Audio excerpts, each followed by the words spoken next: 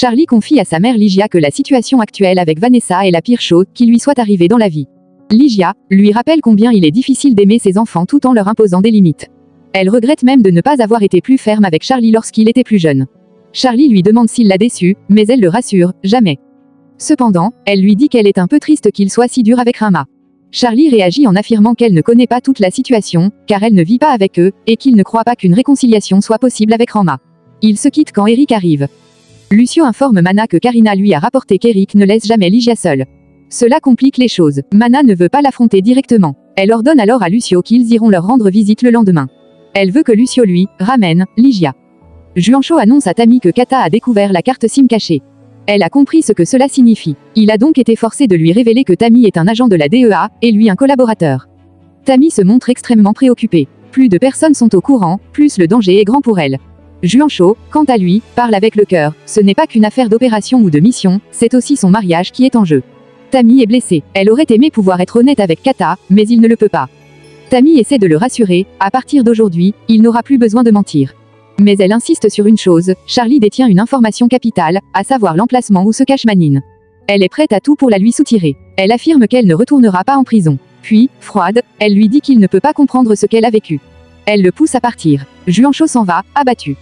Un homme suit discrètement Tammy, sans se faire remarquer. Tammy rejoint Charlie dans un appartement luxueux. Charlie est charmé par sa présence et l'accueille chaleureusement. Il lui montre les lieux, visiblement fier, même s'il précise que ce n'est que temporaire. Il l'invite à prendre un verre avec lui, admettant qu'il en a besoin. Il finit par lui révéler que Vanessa a été internée dans un centre de désintoxication, une décision difficile qu'il a dû prendre malgré lui. Tammy comprend, mais perçoit la douleur que cela cause à Charlie. Celui-ci tente de relativiser, expliquant que ce genre de choix devient plus compréhensible lorsqu'on est parent. Ensuite, il dit vouloir éviter les sujets tristes et recentrer la soirée sur elle. Charlie commence alors à l'embrasser. Tammy ressent de la répulsion, mais il continue et commence à la déshabiller. Lorsqu'il va trop loin, elle s'arrête net, expliquant qu'elle n'y arrive pas. Elle exprime son traumatisme suite à l'agression de l'oncle de Charlie. Elle est toujours très anxieuse, dort mal. Charlie tente de la rassurer, lui disant qu'elle doit se détendre, qu'ils sont en sécurité maintenant, et qu'il faut qu'elle oublie cette histoire. Il se montre agacé par son insistance sur cet événement, lui reprochant de gâcher le moment. Il l'encourage à lui dire clairement si elle ne veut pas de lui. Puis, il change de ton, essayant d'adoucir l'ambiance, lui disant qu'ils devraient rester ensemble pour toujours. Tammy lui avoue qu'elle ne va pas bien. Elle revient encore une fois sur l'agression de son oncle, expliquant qu'elle n'arrive pas à s'en détacher. Charlie minimise la gravité des événements, affirmant que son oncle est désormais loin. Il précise qu'il est dans une ferme, celle où ils étaient récemment, avec une écurie de chevaux. Il dit que son oncle adore les chevaux, bien qu'il n'y connaisse rien. Il lui donne la localisation approximative, une quarantaine de minutes de là, vers le moulin. Tammy se lève pour aller aux toilettes. En réalité, elle prend son téléphone pour envoyer un message à Rizzo. Mais Charlie la rejoint dans la salle de bain, commence à l'embrasser de nouveau, comme si de rien n'était. Au centre de désintoxication, Vanessa adopte une attitude rebelle. Elle se sent remplacée et provoque les autres participantes. Une autre résidente lui fait remarquer qu'elle n'est plus la rebelle du groupe. Le psychologue prend alors la parole pour accueillir tout le monde. Il compare la désintoxication à une prison, ce qui fait réagir Vanessa. Il reconnaît que ce sentiment est normal au début, car tout le monde se sent coupé du monde extérieur. Le but, selon lui, est de faire un voyage intérieur. Il révèle ensuite être un ancien toxicomane, mais précise qu'il ne se considère pas guéri, il contrôle simplement son addiction. Il raconte son passé difficile. Il a tout perdu, y compris des proches qui ont refusé de lui accorder une seconde chance. Il ne leur en veut pas, mais c'est aussi pour cela qu'il s'engage à accompagner les autres ici. Il annonce ensuite une règle importante. À partir de maintenant, les résidentes n'auront plus accès à leur téléphone. Elles ne pourront contacter leur famille que dans plusieurs semaines. L'annonce suscite du mécontentement, mais il reste ferme. Le matin, Tammy se prépare à partir, visiblement pressée par ses engagements professionnels. Charlie, lui, espérait qu'elle reste plus longtemps avec lui. Il tente de la retenir, lui demandant de se détendre et de prendre le petit déjeuner avec lui, qu'il a fait spécialement commander. Il propose même de passer la journée ensemble. Tammy insiste pour partir, mais Charlie la taquine sur le fait qu'elle semble trop sérieuse et trop attachée à son travail. Pour éviter le conflit, il propose une répartition des tâches, elle s'occupe de la billetterie, et lui gère les gens de l'organisation. Il affirme à Tammy qu'ils forment une équipe parfaite et que ça ne changera jamais. Il cherche à prolonger le moment et termine en lui proposant de manger ensemble. Eric, tout excité, raconte à sa mère qu'il a rendez-vous avec Juancho pour lui faire écouter sa nouvelle chanson. Il espère qu'elle lui plaira. Lygia répond sur un ton léger que si Juancho n'aime pas, c'est peut-être qu'il n'a pas de goût. Elle plaisante en disant qu'elle non plus n'y connaît pas grand-chose, mais que son goût pour la musique vient sûrement de quelqu'un. Ce n'est ni elle, ni son oncle Mana. Eric évoque alors le père de Charlie, Alcide. Lygia explique qu'on ne parlait jamais d'Alcide à la maison parce que Mana n'aimait pas ça. Il se sentait probablement éclipsé par son frère. Alcide était très doué pour la guitare et la musique. C'est donc sans doute de lui que Charlie tient son talent. Ligia se met à rêver à une vie différente si Alcide n'avait pas été assassiné. Eric, pour changer de sujet, lui demande de lui parler des préparatifs du voyage. Ligia lui annonce qu'elle partira à Cali faire la fête, et qu'il n'a pas à se faire de soucis ou de colère. Elle propose que ses deux fils se rendent visite et s'entendent comme des frères. Eric dit que ça se passe bien avec Charlie. D'ailleurs, il attend celui-ci, car ils avaient convenu d'un rendez-vous. Mais comme Charlie n'est toujours pas là, il hésite à partir sans lui. Ligia insiste sur le fait que Mana, avec tous ses problèmes, n'aura pas le temps de surveiller leurs faits et gestes. Finalement, elle propose qu'ils partent ensemble en voiture et qu'elle le dépose à ses rendez-vous. Alors qu'Eric est prêt à sortir, il reçoit un appel de Charlie. Il lui demande où il est, car il l'attend avec sa mère. Charlie lui répond qu'il est en chemin, qu'il arrive. Eric, un peu stressé, veut s'assurer qu'il viendra bien. Charlie le rassure. Eric sort de l'appartement. Tammy et Charlie sortent. L'homme mystérieux qui suivait Tammy précédemment est toujours là. Il les prend en photo discrètement, sans qu'ils s'en aperçoivent. Dès qu'Eric a quitté l'appartement, deux hommes arrivent. L'un d'eux est Lucio, accompagné d'un autre complice. Ils entrent sans être annoncés et s'emparent de Ligia, qui se retrouve seule. Elle est enlevée par les deux hommes. Au centre de désintoxication, Vanessa tente d'interagir avec une autre fille qui est en train de dessiner. Elle la complimente sur son dessin et lui demande qui elle est en train de dessiner. Mais la fille se montre froide et fermée. Elle lui répond sèchement qu'elle ne trouvera pas d'amis ici, puis s'en va sans laisser place à la conversation. Eric retrouve Juancho et lui remet la maquette de sa nouvelle chanson. Il précise qu'il s'agit d'un enregistrement très artisanal, mais suffisant pour qu'il puisse l'écouter et se faire une idée. Juancho lui répond qu'il n'a pas besoin de s'inquiéter, qu'il lui fait confiance, et que la musique reste quelque chose de très subjectif. Il préfère d'abord écouter avant de donner son avis. Juancho écoute la chanson en silence. Au cours de l'écoute, il se met à penser à Yemi, visiblement touché par les paroles. Quand la chanson se termine, il demande à Eric ce qu'il en pense et surtout qui l'a inspiré pour écrire de telles paroles. Il lui demande s'il vit un amour impossible. Eric nie d'un ton un peu nerveux. Il explique que les paroles ne sont pas vraiment de lui, mais de Tammy. Il y a ajouté sa touche personnelle, mais la majorité du texte vient d'elle. Il souligne combien elle est talentueuse, capable d'écrire avec une aisance presque magique.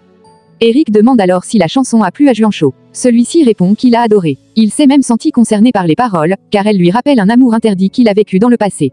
Il confie qu'il en a beaucoup souffert. En évoquant cette époque, il fait allusion à une photo qu'il garde précieusement, probablement celle de Yemi, bien que ce soit supposé être pour Charlie. Juancho ramène ensuite la conversation au présent. Il parle d'un concours musical organisé par son émission de radio au profit d'une cause caritative.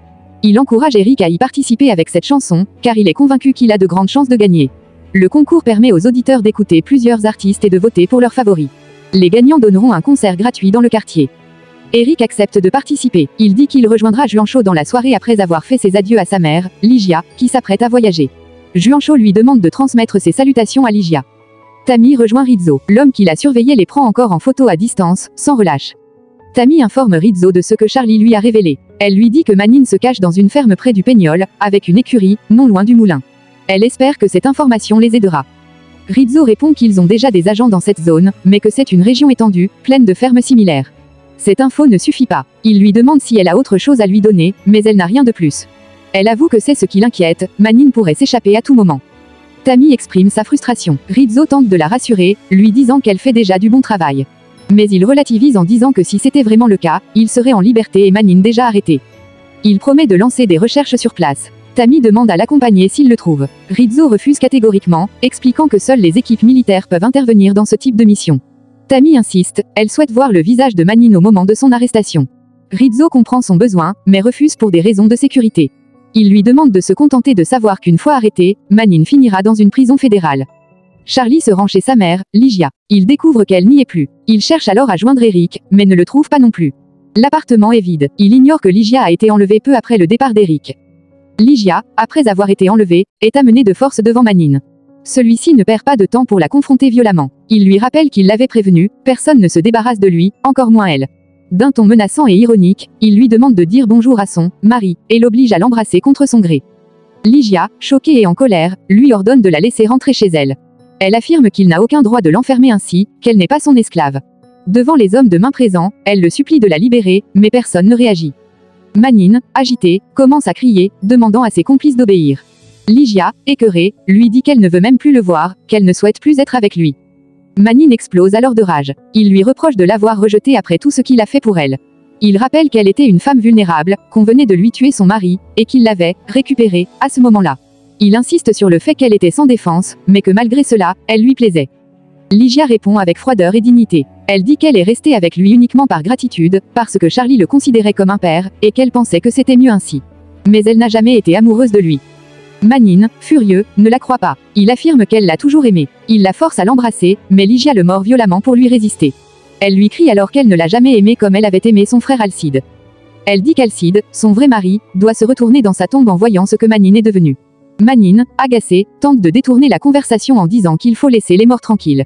Mais Lygia refuse. Elle dit qu'il faut se souvenir des morts, surtout ceux qui ont été des hommes bons. Elle rappelle qu'Alcide était un mari aimant, l'opposé total de Manine, qui ne lui a apporté que malheur et souffrance. Elle insiste sur le fait que Manine n'a jamais été un bon père, ni pour Charlie ni pour Eric. Manine, blessée dans son orgueil, tente de retourner la situation. Il lui reproche d'avoir toujours cru que Charlie était un ange, alors qu'il aurait selon lui une âme encore plus sombre que la sienne. Lygia l'accuse de mentir une fois de plus. Puis, Manine révèle ce qu'il avait toujours caché, la mort d'Alcide n'a pas été causée par une fusillade entre bandes rivales, comme tout le monde le croyait.